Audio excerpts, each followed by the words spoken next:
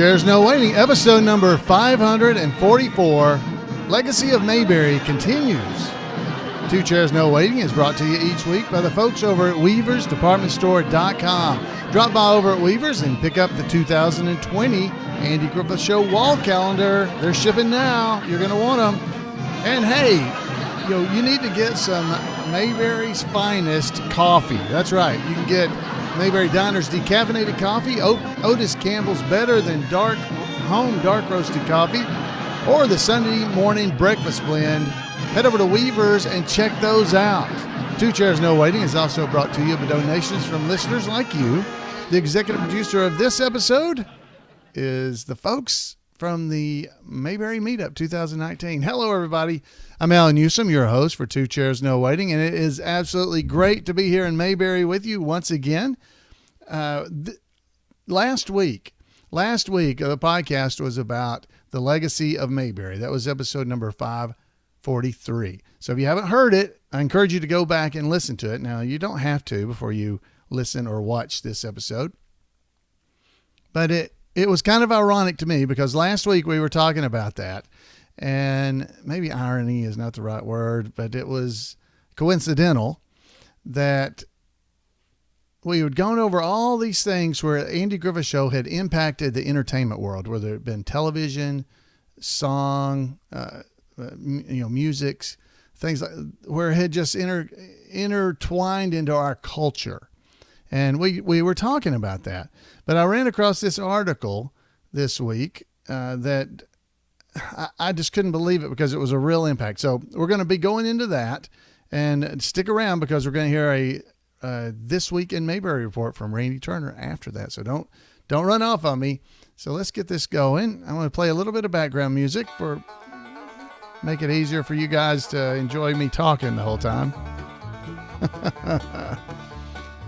All right. So this is a story I ran across. It was on MeTV, the MeTV article where they were talking about Barney Fife recently helped solve a real crime in Indiana. So I started looking into this. This was a true story. Now this was published in several different locations, and there's some references in this story that MeTV had on their website. And let's cover this. This is by some MeTV staff. I wasn't able to get permission from MeTV staff because I don't know who it is, but this article was covered also in the Star Tribune. And also I ran across it on a website called decades.com. They were all talking about this, and I'm pretty sure that decades.com and MeTV must be the same parent company. Anyway, let me tell you this story because this is pretty cool if you haven't heard about it. So after Hurricane Harvey hit in Texas, the damage included a lot of cars that were badly damaged by the storms that the state it said were junk. They were junk cars. The state of Texas said, these are junk cars. They got to be junked. All right. Well, later, a pair of those cars, two of them, made it out of the state of Texas and traveled up to Indiana, where apparently the Texas junk ruling was ignored. So they ignored the fact that these cars were junk. Now, because, I don't know if you've heard this, but you get a car and it gets flooded or something like that. Nobody wants it after that because you've got a flooded vehicle. Well, who wants to be the guy who buys that car? So this is where it comes in. Remember, this story is all about how Barney Fife recently helped solve a crime in Indiana. So let's go back to the story. So those two cars made it up to Indiana, and the junk ruling in Texas evidently had no effect whatsoever. And that resulted in the courts recently deciding was a dishonest sale of the cars to a full-service auto shop. So those cars made it up into Indiana. A full-service auto body shop called Majestic Auto Body. It was located in Quincy, Indiana. It's a small town, less than 2,000 residents. Kind of like Mayberry. Now this is a story from the real world where in the end, honesty prevailed.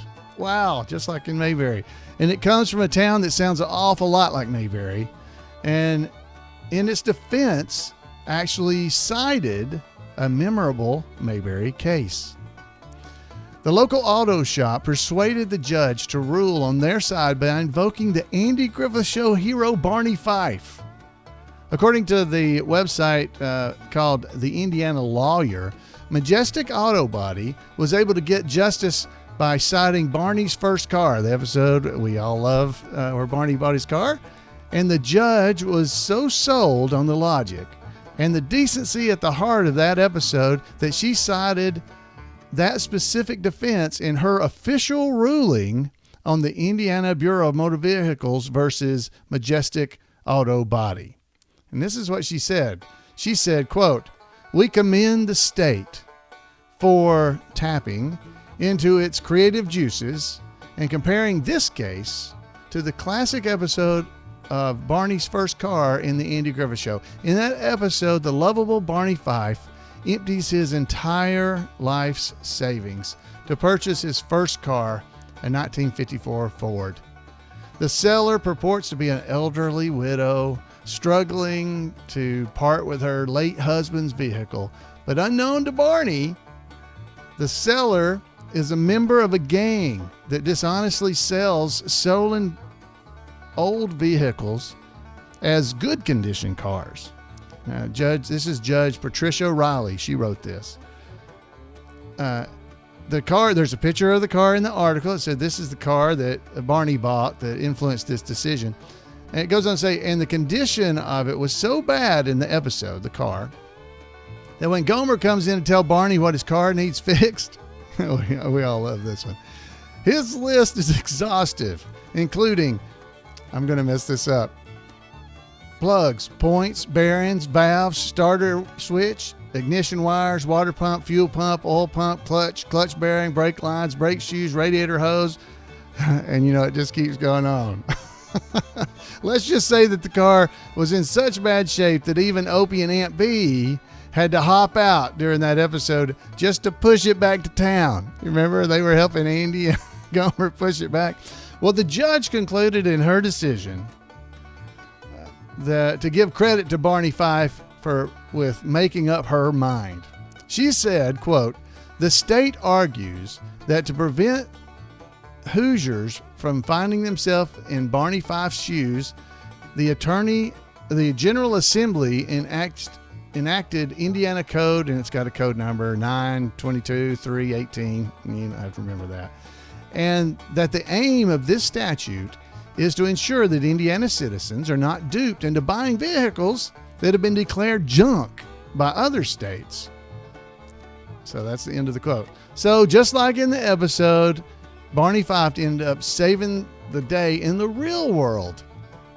We're sure the deputy would tip his hat and humbly say, "You're welcome, Indiana." At the end of Barney's first car, Andy and Barney stake out the gang that sold Barney the car. It's a rare tense moment on the Andy Griffith Show, but when the little old lady, who turns out to be the gang leader, Mert Hubcaps Lesh, when she arrives and sees the car, she sees it, and Andy and Barney, as you expect, were hiding inside it. When she sees that, Hubcap sees the car and lets out the missive line, custom made to push Barney Fife out of his side. "That's the clunker I sold to that boob in Mayberry." Shaking only a little, Barney pops out, gun drawn. He replies, You didn't think you were fooling anybody, did you, Mrs. Lesh?" Their bravery pays off, and Barney gets his money back by the time the closing credits roll. Decades later, fans of this episode would point to this important precedent, and Barney Fife would once again help make the world a more honest place, especially in a small town that seems to mirror Mayberry in so many ways. Attaboy, Barney. Attaboy, Luther. There's more stories, and I'll have links to them in the show notes of this episode, so if you'd like to read them. We have one from the Tribune Star where it says Barney Fife pops in Indiana court case, which is basically the same story I just told you. It goes into some other details, but it's basically the same story. So you find out that they basically ended up, as I said last week, in last week's episode, when we were talking about this, that the Andy Griffith Show, the legacy of the Andy Griffith Show continues. So not only has it impacted pop culture and the things we hear and see on TV and in songs, and the fact that you and I quote Andy Griffith Show quotes all the time when we're just in real life talking to people, but now we've got lawyers doing it. I just think it's amazing. So I hope you enjoyed that. I hope you enjoyed the story. There's a lot more to read about it if you'd like to go and read. She's got a lot of legal stuff, and they tell you it was a minivan and all this kind of other. There's lots of other stuff in there. If you're a lawyer and like to go read that, you might enjoy doing so. But I'm not a lawyer. I'm not a lawyer. I'm just a podcast host who loves the Andy Griffith Show, and I know you're just a fan. So I hope you'll enjoy that. Now we're gonna sail on over and hear a story from our good friend Randy Turner for this week in Mayberry History. Welcome to This Week in Mayberry History, a report by special correspondent Randy Turner of the Gomer and Cooper Pyle Comic Book Literary Guild of the Mayberry Historical Society. Bill Idelson was born on August the 21st, 1919. Fans of the Andy Griffith Show know him as one of the writers behind a number of episodes considered to be classics. But he was successful on a number of fronts in a multifaceted career that spanned from 1931 to 2007.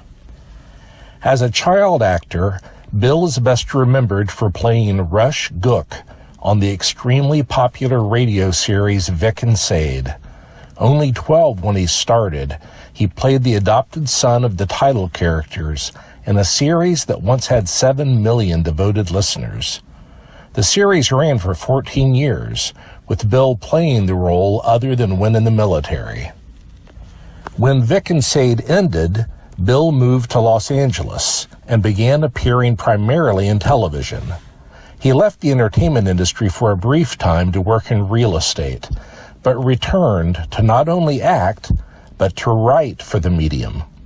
The first televised episode he wrote was a 1961 episode of The Twilight Zone. For years, Bill continued these two successful dual careers, staying busy as a character actor and continuing to write. A series in which he both wrote and acted provided him the television role for which he is best known. Bill was cast in The Dick Van Dyke Show as the recurring mama's boy character Herman Glimcher, Sally Rogers' sometimes boyfriend, who would do little without his mother's approval. Bill played the recurring role and also wrote several episodes of the series. In 1964, Bill began a writing partnership with Sam Bobrick, which lasted several years. The team began writing for The Andy Griffith Show during its 4th season.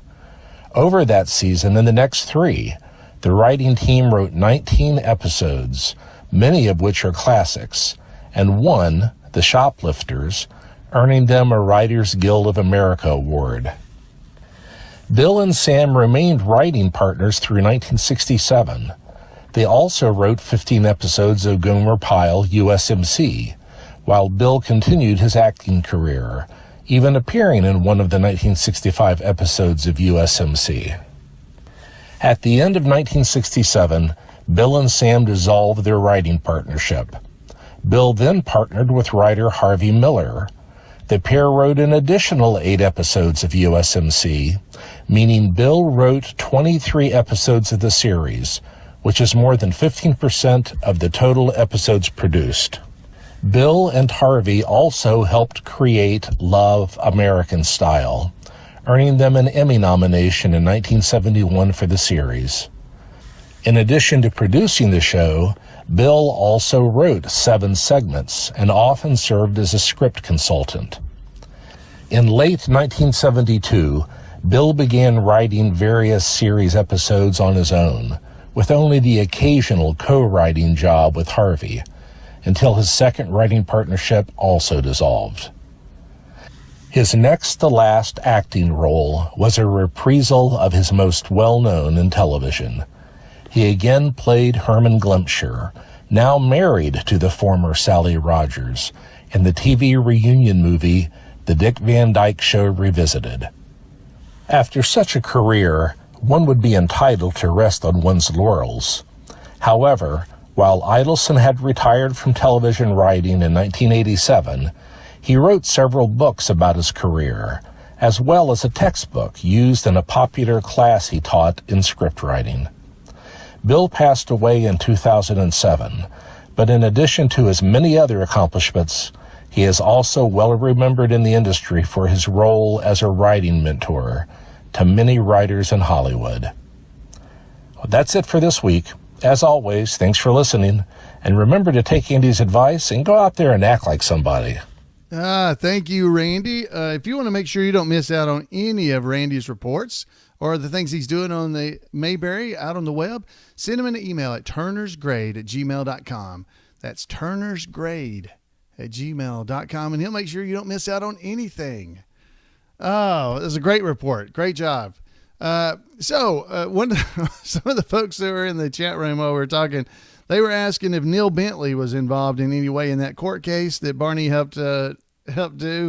And I said, no, I think it was Bernard P. Fife, attorney at law. We think maybe that should have called this episode that. Doggone it. That would have been a great one. Bernard P. Fife, attorney at law. Oh, me. Oh, so we have another little special treat for you. So we've got a little clip here that's about the Mayberry Man, the movie. Mayberry Man, the movie that we've got some guys who are trying to get this going, and so let's hear from. Well, I'll let you hear. I think he tells who it's from. So let's go and check out these couple of clips right here.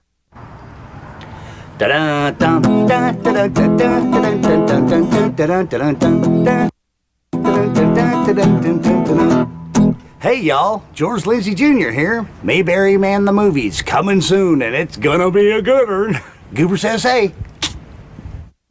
To learn more about the Mayberry Man movie, visit our website, mayberryman.com, and be sure to like our Mayberry Man movie Facebook page. Yeah, Alan Newsom has been morphing into Floyd the Barber for a long, long time. I think it's 25 years that Alan has been leading the charge of Mayberry citizens as Floyd.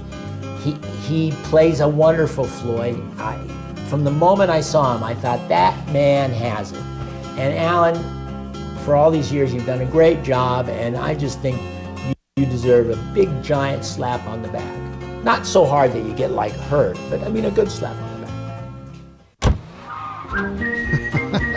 So Mayberry Man, the movie, they're going to be kicking this off pretty soon here, and you'll have an opportunity to be a part of that. So if you go to Mayberry Man Movie on Facebook, or if you just go to mayberryman.com, I believe is the right site for the website, you can just go and you can be a part of that when they have their Kickstarter that's going to be starting fairly soon. They're going to have they're going to be raising money to try to make this movie. And of course I'm going to be in it, which is going to be awesome. So if it gets made, but it's mayberryman.com is the website, and Mayberry Man Movie on Facebook. If you go to facebook.com/Mayberry Man Movie, you'll go and check it out. So that was Clint Howard, by the way, the last one talking. That was George Lindsay Jr., the Gooba-san. That's what he says. He's the son of Gooba-san. George Lindsay Jr. and Clint Howard, Ron Howard's little brother, and Leon on the Andy Griffith Show as well. So you got to hear from both of them. It's going to be a lot of fun if they get to make the movie for me. I know it will, and I think it will for you as well. Go and check out the website, and you'll be able to keep up with what's going on. Sign up. I bet you can sign up to some of their Facebook stuff. There's links in our show notes for that as well. Well, folks, that is all I have for you this week. It's going to be a big week because I got to travel. I'll be gone. So I'm recording this early. You wouldn't know that unless you were in the live shows, but I'm recording early because I'm going to be out of town for a couple of days and would have missed out on being able to be here in Mayberry with you. And I didn't want to do that. So I would love to hear from you. Give me a call at 888-684-8415 and tell me somehow the legacy of Mayberry has impacted you. That would be absolutely awesome. I'd love to hear your voice and hear those words. So do that. Head over to twocairsnowaiting.com. The link there is for the phone number. If you didn't get it, it's 888-684-8415. But the link is if you go to twocairsnowaiting.com, click on the About, and you'll see the contact information right there. Guys, thank you for being here with me.